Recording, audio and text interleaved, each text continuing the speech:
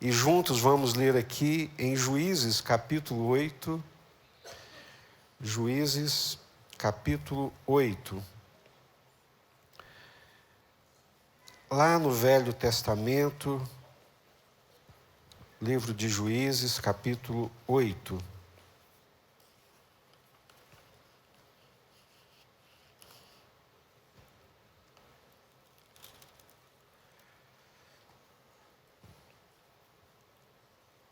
Nós estaremos lendo um pouco da história de um dos patriarcas.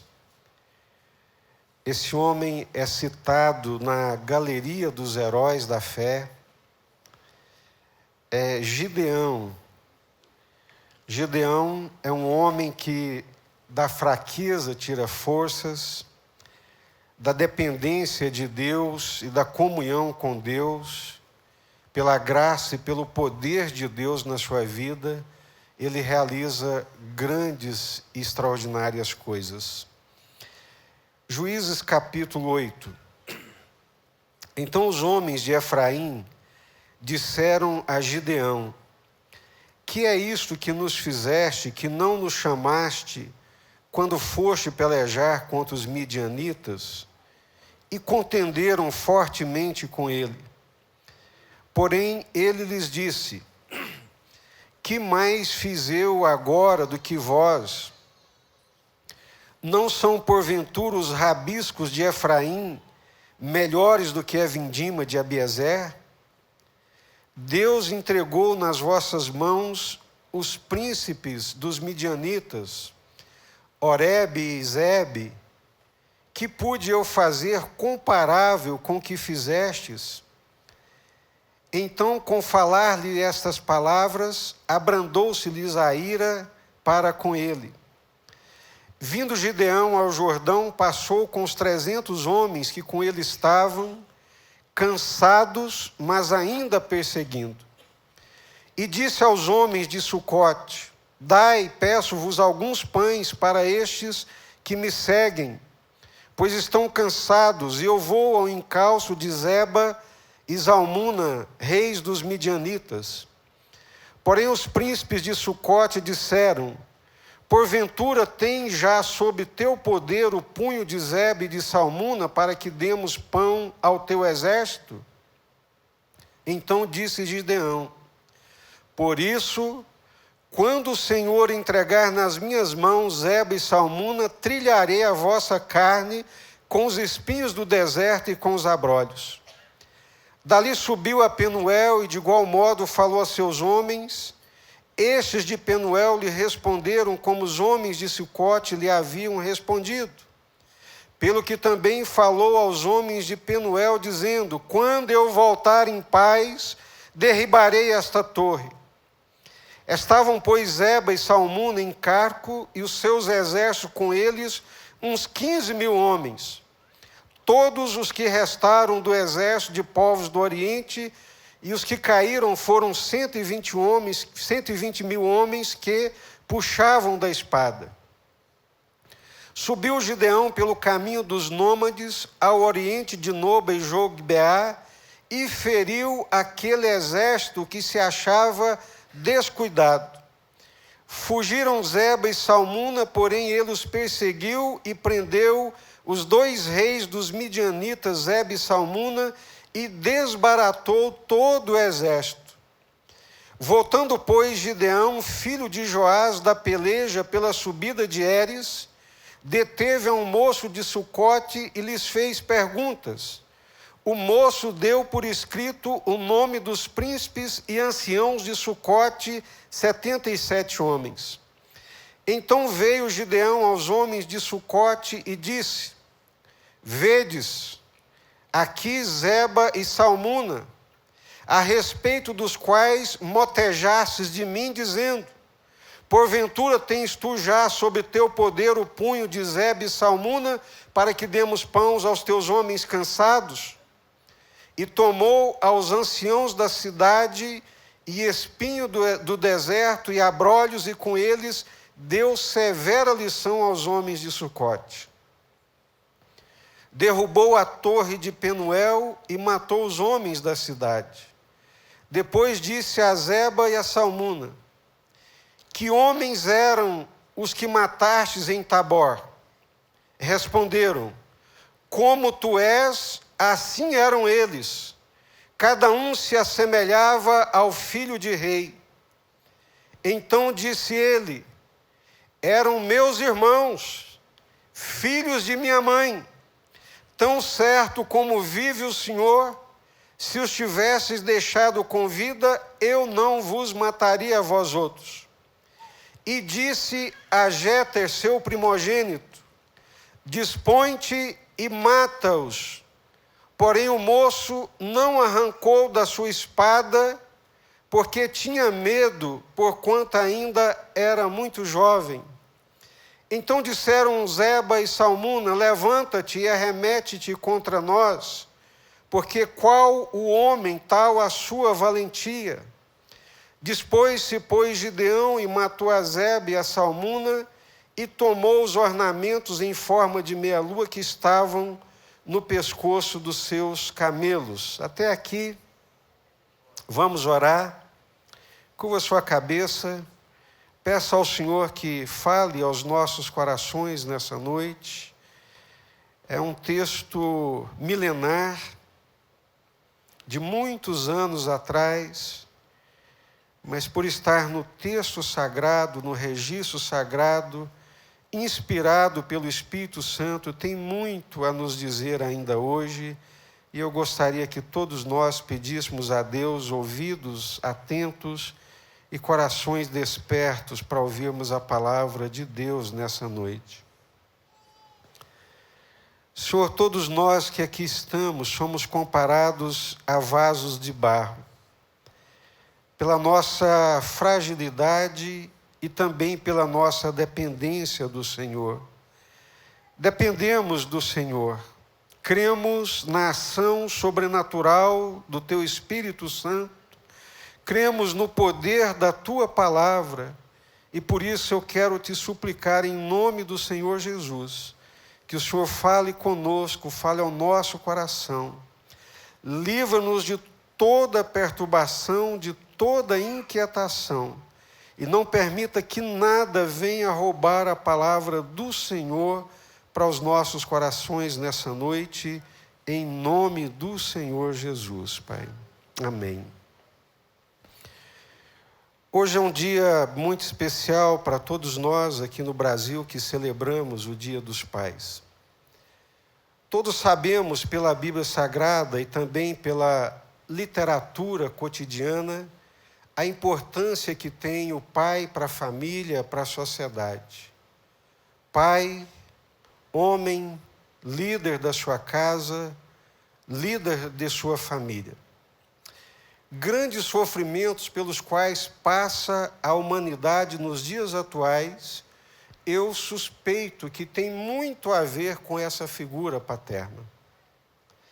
Muitas coisas que nós sofremos hoje, a nível individual, mas também a nível de comunidade, de cidade, de sociedade, passa por essa figura que tem uma importância muito grande na Bíblia Sagrada. Todos nós sabemos que há um trabalho de desconstrução cultural dessa figura paterna. Há um trabalho muito acirrado pelas mídias, pelos filmes, pelas ideologias, numa tentativa de desconstruir essa figura. Mas, biblicamente falando, e com base na palavra de Deus e por aquilo que nós vivemos, todos nós sabemos da importância que tem essa figura no exercício do seu papel dentro de casa e também na sociedade. Não estamos aqui pensando, obviamente, seria uma insanidade, não estamos pensando em personagens, em pessoas perfeitas, de forma alguma. Mas estamos pensando em pessoas que entendem a sua responsabilidade recebida da parte de Deus como uma missão. Receber uma família, receber uma esposa, gerar filhos, ter filhos, conduzir essa casa, conduzir essa família debaixo da graça de Deus e da bênção de Deus, como já lhes disse, é um privilégio muito grande e que tem implicações muito além daquelas que podemos imaginar. Como ser um pai, um homem, um líder da nossa casa, da nossa família. O primeiro ponto começa pela tomada de decisões. Eu não sei se todos aqui já leram ou se conhecem a história de Gideão. Gideão é uma figura, é um homem comum, muito similar a qualquer um de nós que aqui estamos nessa noite. Era um homem que não tinha nenhuma expressão nacional. Ele não era conhecido nacionalmente, não possuía uma liderança a nível nacional, não tinha visibilidade. Muito pelo contrário, ele mesmo chega a dizer que a casa de seu pai, a sua tribo, a sua província, era a menor de Israel, a pequena tribo de Manassés.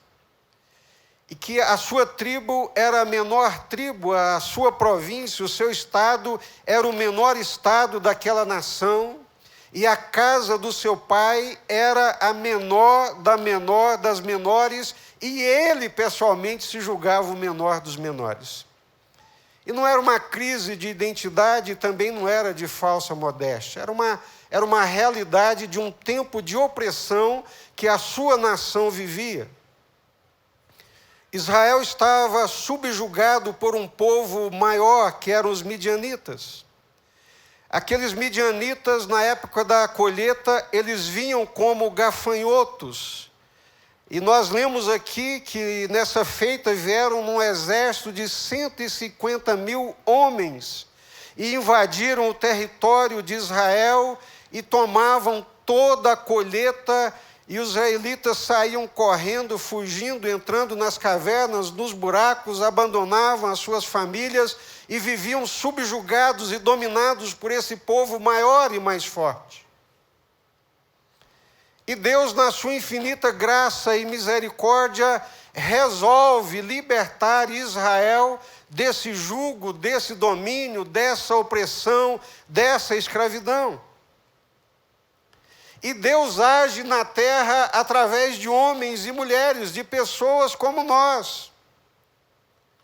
Sem Deus nós nada podemos, mas sem nós Deus também não quer realizar nada, absolutamente nada. As grandes coisas que Deus realiza na terra, Ele as realiza através dos homens, não é propriamente através dos anjos.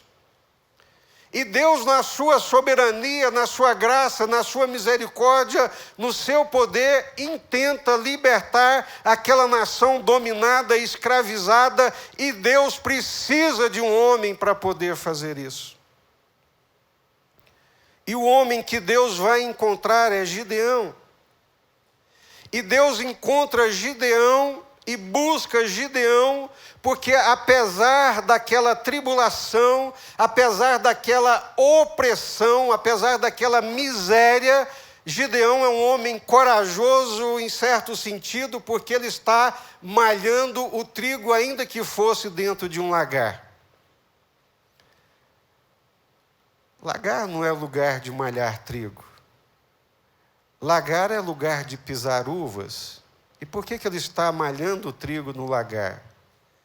Escondido, tentando salvar alguma coisa para a sua família, para a sua casa.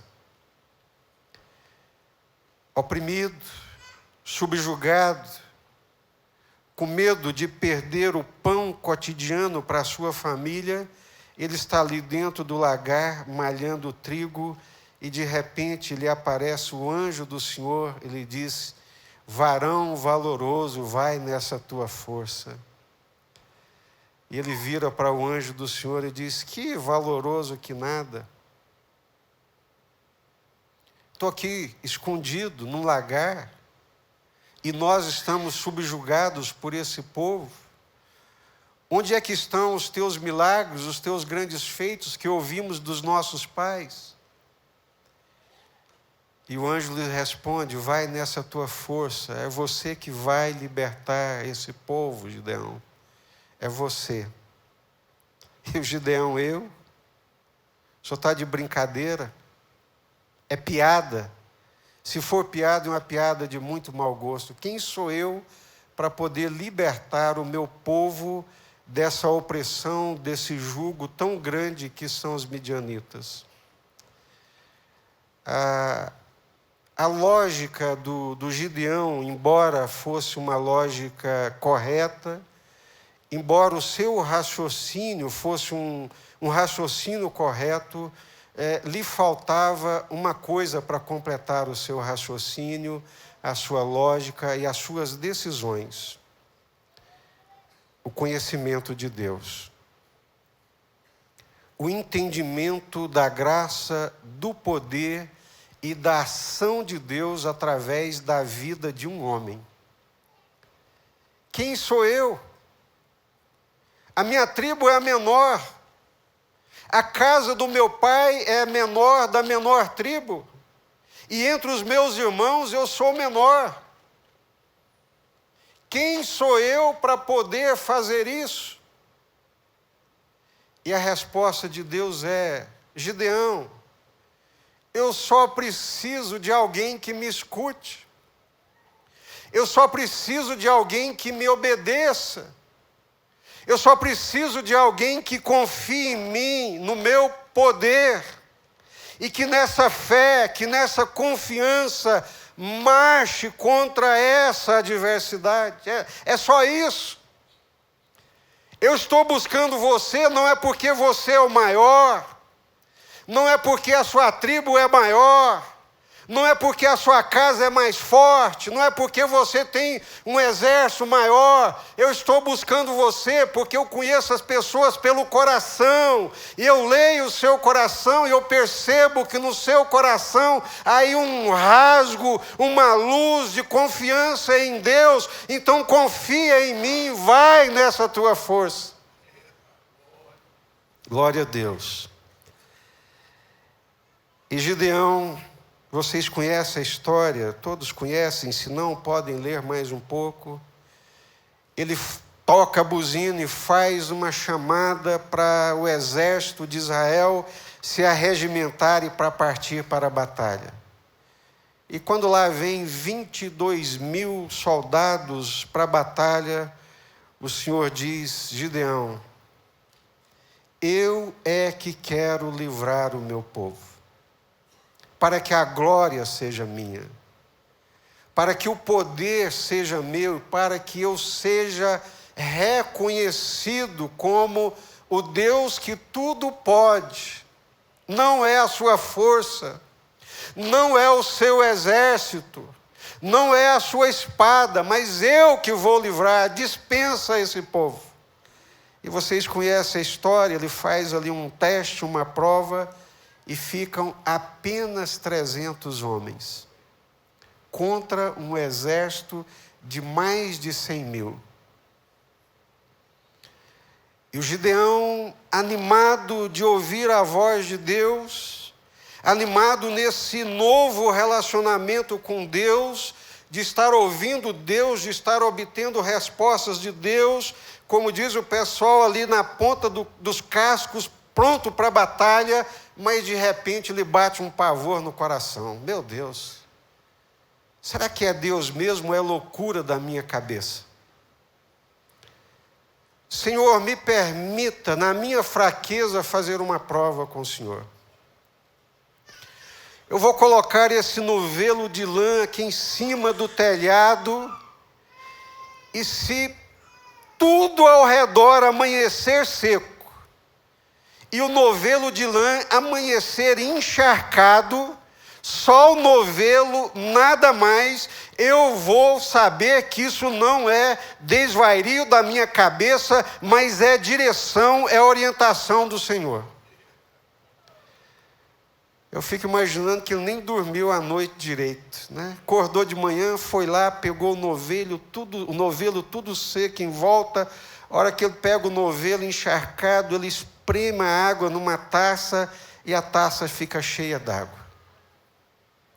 Mas ele é um homem, como eu e como você, que temos arroubos de fé, que temos momentos assim de muita confiança, mas diante da adversidade, diante da muralha, nós nos abatemos e ele diz: Senhor, por favor, só mais uma vez, considere que eu sou um vaso de barro, considere a minha fragilidade, e agora eu vou fazer uma prova ao contrário. Se tudo ao redor amanhecer molhado e o novelo aqui em cima do telhado amanhecer seco, eu sei que é o Senhor. Deus é bom, irmãos, né? Deus é bom e suporta as nossas fragilidades. Eu creio que Deus não suporta tanto os nossos arroubos, a nossa arrogância, mas a nossa fragilidade, o nosso temor, Deus suporta. Sabe, tem misericórdia de nós. E no dia seguinte, o que acontece? Exatamente como ele havia proposto para Deus.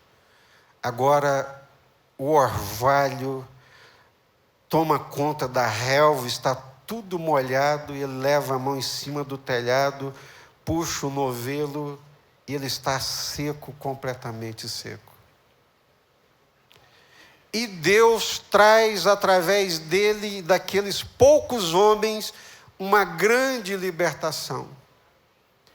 Deus cria uma confusão no exército adversário e eles acabam se matando numa loucura divina que Deus cria ali no meio. Vocês creem nisso? Amém. E o Gideão agora, tomado de uma coragem, quando viu a ação de Deus, a manifestação do poder de Deus, esse Deus é um Deus vivo, esse Deus é um Deus que responde às nossas orações, esse Deus cumpre a sua palavra, esse Deus cumpre as suas promessas, ele se levanta e começa a perseguir o restante do exército adversário. E aqui chegamos onde nós lemos. Ele transpõe o Jordão perseguindo o restante desse inimigo, desse exército agora formado por 15 mil homens.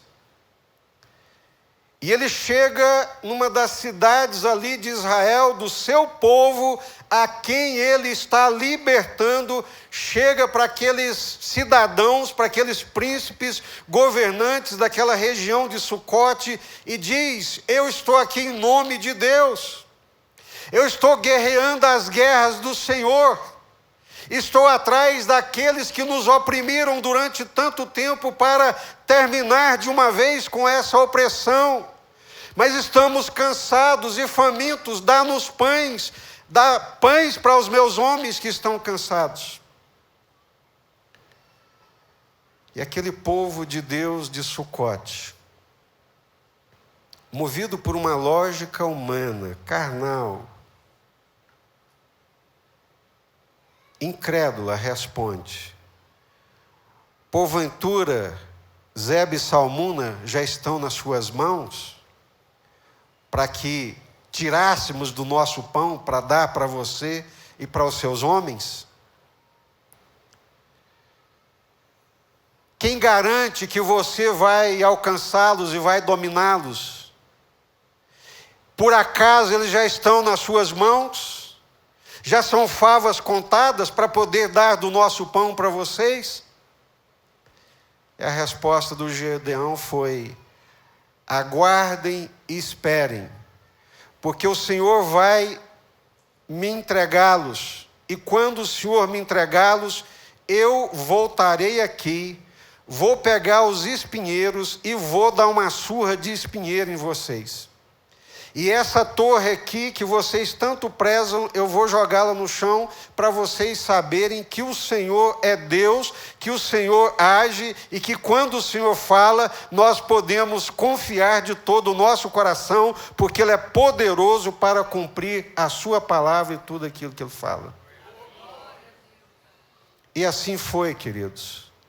Com aqueles 300 homens, dá contra agora aquele exército de 15 mil soldados, desbarata e prende os 2 reis, traz os 2 reis acorrentados, chega em Sucote e fala: está aí, vocês duvidaram, vocês não acreditaram, mas Deus não mente, Deus não frustra as suas promessas. Deu uma surra neles, de espinho do deserto, foi em Penuel, derrubou aquela torre, e agora chega no ponto que eu gostaria que você abrisse a sua Bíblia e lesse comigo, aí em Juízes capítulo 8, no versículo 20, por favor, eu preciso que você leia comigo.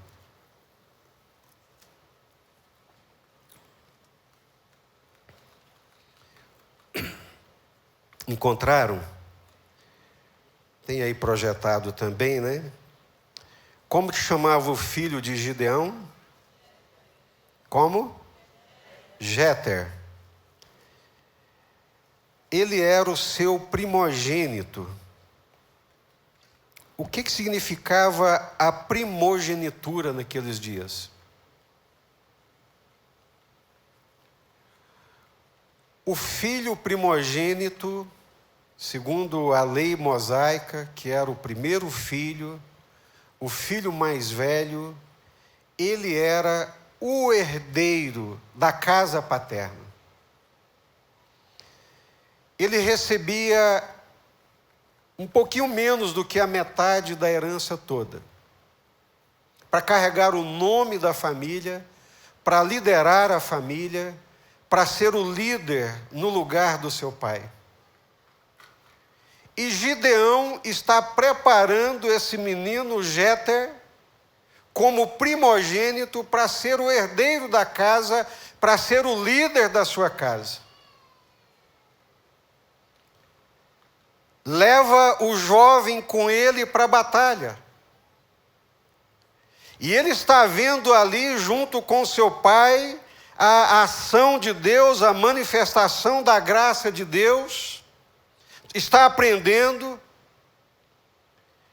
e agora chega uma hora crucial para a vida do Jéter. O pai dele, sendo ele o primogênito, vira para ele e diz: Jéter, dispõe-te, arranca tua espada e mata esses reis. Porém o moço não arrancou da sua espada, teve medo, porquanto ainda era jovem. Não estamos fazendo aqui, por favor, não é nenhuma apologia de violência, só estamos olhando a palavra de Deus à luz desse contexto. Um contexto de mais de 3.000 anos atrás. As decisões acertadas que nós tomamos, as decisões acertadas que um pai toma, abençoa toda a sua família. Mas as decisões erradas, da mesma forma, trará transtornos e sofrimentos para todos. Eu gostaria muito que vocês entendessem, não é, o simbolismo que está aqui presente. As representações simbólicas. Aquele menino é o mais velho. Aquele menino é o primogênito. Ele há de ser o herdeiro, ele há de ser o novo juiz. Ele há de julgar toda a nação, ele há de receber a autoridade do seu pai. Então, simbolicamente, representativamente, nessa representação de poder, de transmissão de poder, quando o Gideão vira para ele e diz: mata esses reis. Se aquele menino arranca da espada e corta o pescoço dos reis, a autoridade do seu pai recairia sobre ele, ele se tornaria no novo líder da casa, da nação, por causa daquele ato, ele seria conhecido como aquele que trouxe libertação, ele seria conhecido por gerações, ele seria conhecido na sua casa, em toda a nação, como aquele que matou os reis opressores, como aquele que trouxe libertação. Mas o que aconteceu? Ele se acovardou.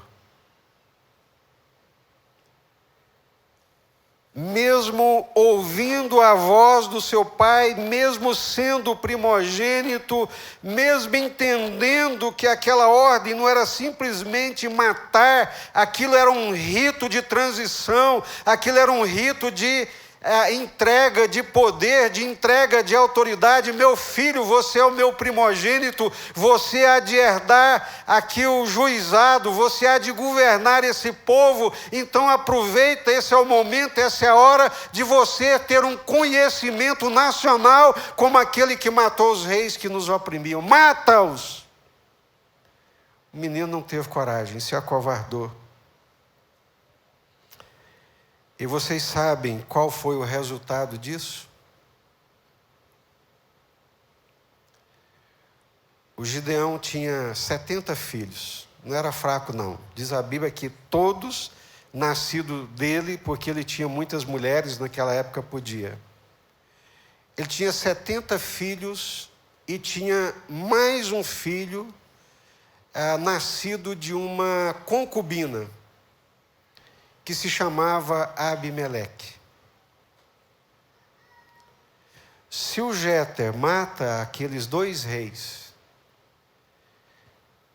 a autoridade, o poder, a reputação, o reconhecimento nacional recairia sobre ele e ele seria o novo governante, o novo juiz.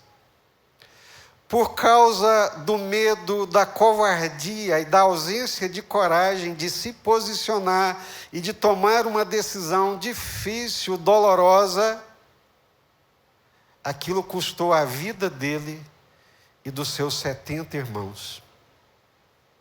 Leiam a história. Porque o Abimeleque, irmão dele, filho da concubina, naquele vácuo de poder que ficou, se levantou, matou todos os seus irmãos e assumiu o governo e assumiu o poder.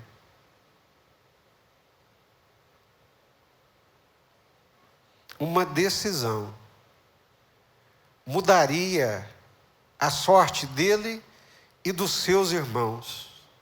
A covardia, o medo, a falta de coragem de tomar uma decisão acertada, embora dolorosa, custou-lhe a vida, custou a casa do seu pai, custou a vida dos seus irmãos, porque todos foram mortos e assassinados sobre uma penha por causa do seu irmão Abimeleque.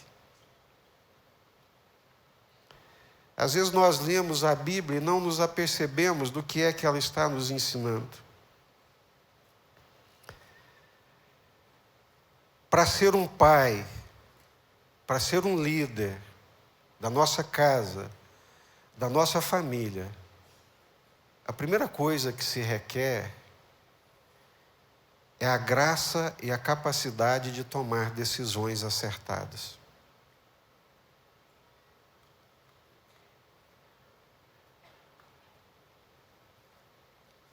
Quem goza dessa graça, dessa dependência de Deus e dessa sabedoria de Deus de tomar decisões acertadas, a confiança da família, a confiança daqueles que o cercam, lhe darão a autoridade vai repousar sobre ele por causa das decisões acertadas. Vocês conhecem a história de Salomão. Salomão assume o governo ainda muito jovem. Estava substituindo nada mais, nada menos como o maior rei de todos os tempos, que foi o rei Davi. Assentar no trono de Davi bambeava as pernas, dava medo. Mas ele buscou ao Senhor. Ele clamou a Deus, ele pediu para Deus graça, pediu a Deus sabedoria. Senhor, eu não sei como conduzir essa nação. Senhor, eu não tenho a mesma experiência do meu pai, mas o Senhor foi com meu pai, o Senhor deu graça para o meu pai, eu aprendi isso, e eu quero que o Senhor me dê graça, me dê sabedoria, para poder conduzir esse povo, Senhor. E vocês sabem que naquele tempo o rei também era o juiz. Ele está assentado no trono do seu pai como novo rei, como também juiz, e lhe traz uma causa impossível de ser resolvida. Duas mulheres prostitutas que moravam juntas no mesmo ambiente, no mesmo espaço. As duas dão à luz praticamente no mesmo dia. E uma delas dorme em cima do filho, o filho morre. E ela sorrateiramente, à noite, enquanto a outra dormia, foi lá, tirou o seu filho vivo, trouxe para a sua cama, pegou o seu filho morto e colocou do lado daquela mulher. E no outro dia a mulher acordou e falou: mas meu filho não está respirando, meu filho está morto. Olhou o bebê e falou assim: não, mas esse não é o meu filho. E quando olhou para o neném que estava com a outra, disse: esse aí é o meu filho. Você está com meu filho? Ela: não, o morto é o seu, o vivo é o meu. E a pendenga foi grande, que foi parar nos tribunais para o jovem rei, na sua primeira causa, decidir numa situação, numa época que não tinha teste de DNA. E chegaram as duas: olha, o morto é dela, o vivo é meu, o vivo é meu, o morto é dela. E naquela confusão, e eu imagino o rei assentado ali, meu Deus do céu, todo o povo olhando, esperando qual que seria a decisão dele.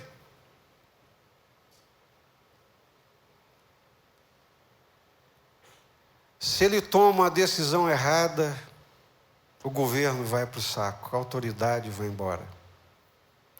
O povo está olhando para ele. E ele, num arrobo de uma sabedoria divina, de algo celestial, chama o seu escudeiro, o guarda: guarda, tira a espada, parte a criança e dá a metade para cada uma delas. E a que não era a mãe do filho bateu palmas: é isso mesmo, rei, é isso mesmo. Mas a mãe da criança, tendo o instinto materno aguçado, disse: rei, por favor, não mate a criança, que ele não fique comigo, mas que ele viva. O rei disse: essa é a mãe. Essa é a mãe. E todos reconheceram que a sabedoria de Deus estava sobre ele, porque ele tomou uma decisão acertada. Pai, marido, líder da sua casa, líder da sua família. As suas decisões abençoarão ou trarão muitas dores para a sua casa, para os seus filhos, para a sua família. Às vezes é preciso ter coragem de tomar algumas decisões. Cortar na carne. Vivemos numa geração de homens, me perdoe, não quero ofender ninguém, mas vivemos numa geração de homens acovardados, sem coragem, sem ousadia, despossuídos do mínimo necessário para se posicionar e cuidar daquilo que tem de mais precioso, que é a sua família. O pai, entendendo, numa leitura simbólica de tudo que estava acontecendo e de tudo que estava para acontecer, disse: meu filho, arranca da espada, mata esses reis. E o jovem se acovardou. Por que carregavam a espada? Por que entrou na batalha? O pai lhe deu uma chance de ouro de se transformar num homem. Não em um homem qualquer, mas um homem que matou reis, Esse seria o seu rito de transição da infância para a maturidade, de um homem comum para um homem de um outro patamar, de coragem, de ousadia. Não estamos falando de violência, nem de machismo, mas estamos falando de coragem, de ousadia. Gente, eu fico impressionado, me perdoem. Não estou pensando em ninguém, não seria covarde a esse ponto.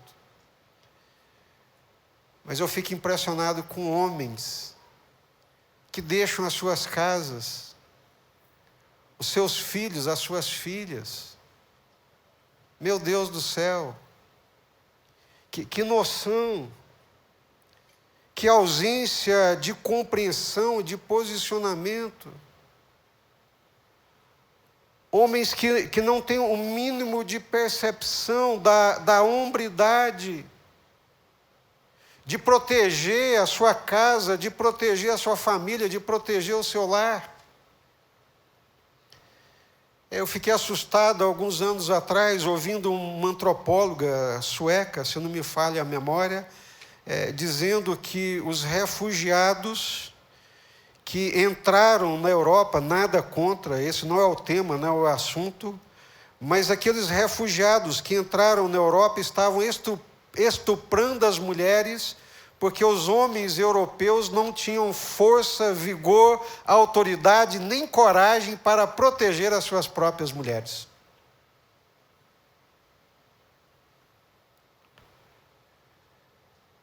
E não tem nada a ver com ideologia, não. Tem a ver com posicionamento, com entendimento de posição, de papel, daquilo que se representa. Tem gente que é tão tardo, tão nécio de entender as coisas, como o menino foi. Ele não entendeu que não era simplesmente cortar pescoços, ele não entendeu que aquela decisão tinha implicações muito mais profundas para ele, para a família dele e para a nação inteira. Quando a oliveira não se posiciona, o limão bravo toma conta. Quando a figueira que produz frutos bons, que tem bondade no coração, não se posiciona a favor da verdade, da justiça, o limão bravo entra e toma conta. Abimeleque foi uma desgraça para a nação. Ele foi uma desgraça para a família de Gideão, seu pai, foi uma desgraça para os seus irmãos, porque os matou, foi uma desgraça para o Jéter, que era o primogênito, porque foi morto por causa da ambição, da cobiça do Abimeleque, mas aquele menino não entendeu tudo que o cercava nas suas representações de primogenitura, no seu papel e na sua tomada de decisão. Meu Deus do céu! Quanta necessidade, quanta falta de entendimento, quanta falta de sabedoria toma conta das nossas vidas, talvez pela nossa cultura, não sei, talvez pelo tempo presente. A indecisão do Jéter criou uma vacância de poder, a árvore boa não se posicionou. O limão bravo, que era o seu irmão Abimeleque, matou todos os seus irmãos e ocupou o poder. O bom líder, seja de sua casa, de sua empresa, da igreja, nunca pensa em si mesmo, nos seus temores, nos seus prazeres, nos seus privilégios. Um líder de verdade nunca pensa em si mesmo. Que crise que nós estamos tendo de liderança no mundo nos dias atuais. Começa na igreja, na casa e vai para a nação.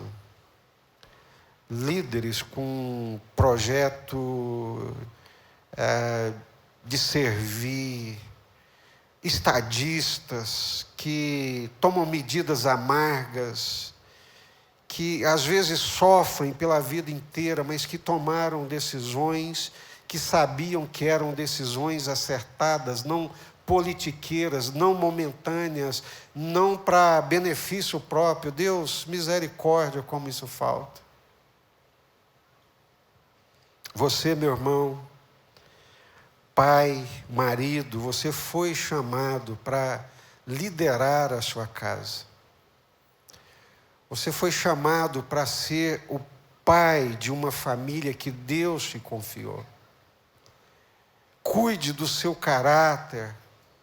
Dependa de Deus, mas dependa do Senhor, assim, de uma forma quase que desesperadora. Porque nós não somos melhores do que Jéter. Nós falhamos, nós erramos. E às vezes a decisão bate na nossa porta e aquela decisão que não pode ser deixada, não pode passar. E se nós não tivermos a percepção de Deus, da graça de Deus, da iluminação de Deus, da sabedoria do Espírito Santo de Deus, às vezes não tomamos a decisão que precisava ser tomada. Como obter coragem, como tomar decisões acertadas, isso é muito difícil. Educar filhos, criá-los no temor do Senhor, com olho no peixe e outro no gato, com olho no tempo presente, na cultura. Não podemos aliená-los, mas também não podemos entregá-los nos altares desse tempo presente. Tem pais que entregam os seus filhos de bandeja para o secularismo, para esse tempo presente. Tem pais que são tão alheios, nunca foram na escola dos filhos, nunca participaram de uma reunião escolar, nunca foram numa celebração de uma apresentação dos filhos. Precisamos do Senhor. Precisamos de buscar ao Senhor para enxergar as oportunidades, para enxergar as ciladas e lembrar sempre que o temor do Senhor é o princípio da sabedoria. E termino com 2 Timóteo, capítulo 1, versículo 7, porque Deus não nos tem dado espírito de covardia, mas de poder, de amor e de moderação. O Espírito que Deus nos dá é que faz essas coisas nas nossas vidas. O Gideão era um homem comum como qualquer outro, até ter um encontro com Deus. Quando o Senhor entrou na vida dele, ele virou um general. Os 2 reis viram para ele e diz, Gideão pergunta, como eram os homens que vocês mataram? E eles dizem, parecidos com você, Gideão, assim como você, parecidos com filhos de reis. Depois desse encontro com Deus, Gideão não é mais aquele que malha trigo no lagar, ele é um general. Aleluia. Deus faz coisas extraordinárias nas nossas vidas, quando nós dependemos dele, quando nós obedecemos, quando nós entendemos, e quando nós lutamos diante dele para cumprir o papel que ele nos delegou, que ele nos entregou. Vamos orar? Curva a sua cabeça. Quero pedir aos pais que se coloquem de pé, quero orar com vocês. Quero que você pense na sua casa, nos seus filhos, nesse momento, e receba essa palavra da parte de Deus. É o Senhor, é a dependência do Senhor, é buscar o Senhor, é ter os olhos iluminados pelo Senhor, é ouvir a voz do Senhor. Isso é que vai fazer a diferença. E tomar as decisões acertadas. E tendo entendido a voz do Senhor, ter coragem e ousadia. Nós recebemos um grande privilégio da parte de Deus. Um privilégio enorme, que são os nossos filhos. Que alegria. Glória a Deus. Como é bom receber o amor dos nossos filhos nesse dia, né? Hoje com as mídias sociais, né? Vi tantos posts, né? Coisa linda. Glória a Deus. Glória a Deus, glorifica a Deus. Louve a Deus, agradeça a Deus. Agradeça a Deus pelos seus filhos, pela sua casa, pela sua esposa, pela sua família. E se as coisas não estão lá da forma como deveriam estar, tome uma posição hoje com o Senhor. Senhor, entra na minha casa, Deus, entra na minha vida, entra na vida dos meus filhos. Senhor, eu quero me posicionar, eu quero ser um general do Senhor. Eu quero ser um general nas mãos do Senhor. Eu quero ter autoridade do Senhor, quero ter coragem do Senhor, quero ter ousadia do Senhor, do Espírito Santo de Deus. Eu quero falar para os meus filhos e eles me ouvirem. Eu quero ter voz ativa na vida dos meus filhos. Eu não quero que os meus filhos falem uma coisa diante de mim e outra longe de mim, não. Eu quero gozar da transparência dentro da minha casa com os meus filhos. Deus, faça uma obra, Senhor, na minha casa. Comece a orar. Você que já tem filhos, genros, noras, netos, glória a Deus. Mas comece a orar. Não descuida, não vacila, as suas decisões são importantes, a sua vida de oração é de fundamental importância. Guarde essa palavra no seu coração, olha para a sua casa nesse momento. Deus, a tua palavra é a verdade, Senhor. Aquilo que ela nos ensina é o caminho certo, iluminado. Lâmpada para os meus pés e luz para os meus caminhos é a tua palavra, Senhor. Deus, tenha misericórdia de nós, são tantas informações, são tantas demandas, Senhor, que tentam roubar a sabedoria do Senhor das nossas vidas. Mas nós queremos nessa noite guardar esse entendimento do Senhor. Que nós, maridos, nos posicionemos como atalaias das nossas casas. Que consigamos perceber as nossas esposas nas suas necessidades, nas suas fragilidades, nas suas carências, para que outros não busquem suprir essas necessidades e essas carências.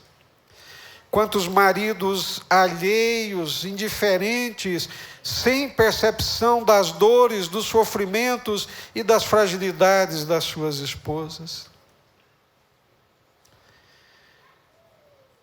Deus, dá-nos olhos de águias para enxergar os nossos filhos, enxergar as nossas casas. Ó Deus, o mundo é mau, Senhor, as hostes infernais. Elas vêm contra nós como aqueles midianitas vieram, vêm contra os nossos filhos.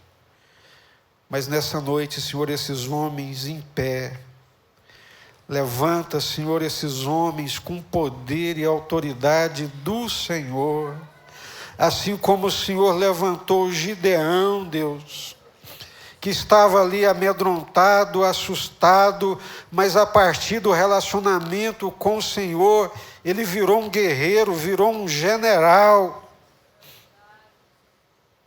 Senhor, levanta esses homens como o Senhor levantou o Salomão, dando sabedoria dos céus.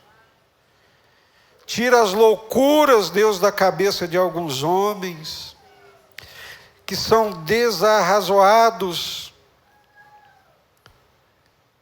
Tenha misericórdia, Pai. Ilumina, fortaleça-nos e dá um novo rumo para as nossas vidas, em nome do Senhor Jesus. E que o amor de Deus, o nosso eterno Pai, que a graça de Jesus, nosso Senhor e Salvador, que a comunhão e as consolações do Espírito Santo de Deus sejam com essa igreja e com todo o povo de Deus espalhado sobre a face da terra, desde agora e para todo sempre, e todos digam amém.